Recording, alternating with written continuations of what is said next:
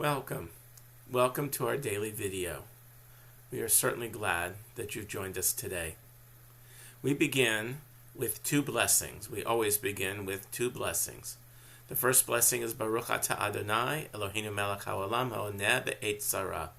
Praise are you, Lord our God, ruler of the universe, who answers us in our time of crisis. Hayom arba ma'ot u'shtayim yomim lahaseger. This is the 402nd day in our isolation. And our second blessing, Baruch Atah Adonai, Eloheinu melech haolam, asher kiddushanu b'mitzvotav v'tzivanu la'asok b'divrei Torah. Praise are you, Lord our God, ruler of the universe, who makes us holy through the mitzvot you have given us, including this commandment, to busy ourselves with the study of Torah. There's a story in the book Wise Aging by Cowan and Thal, that talks about 5 kernels of corn, the entire ration that people were given during a famine, and later, when the famine was over, it became the symbol of all that we have to be grateful for. When we have so much, sometimes it's hard to be grateful. It's hard to show our gratitude. But these 5 kernels are the major things in life that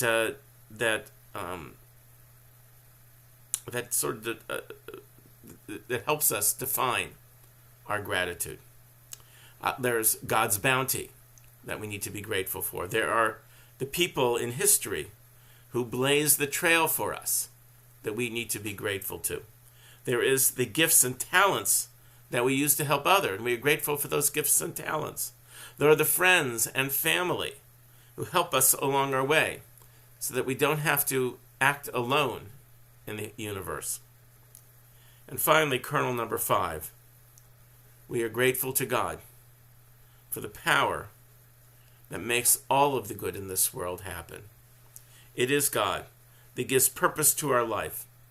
It is God who directs us to the places where we can be of help, where we can bring our talents and our gifts to bear, to make a real difference.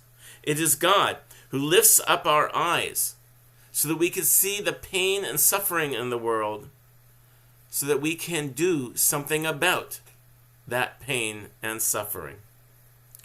It is God who strengthened our hands and strengthened our feet so that we don't tire too easily, or that we don't tire too soon.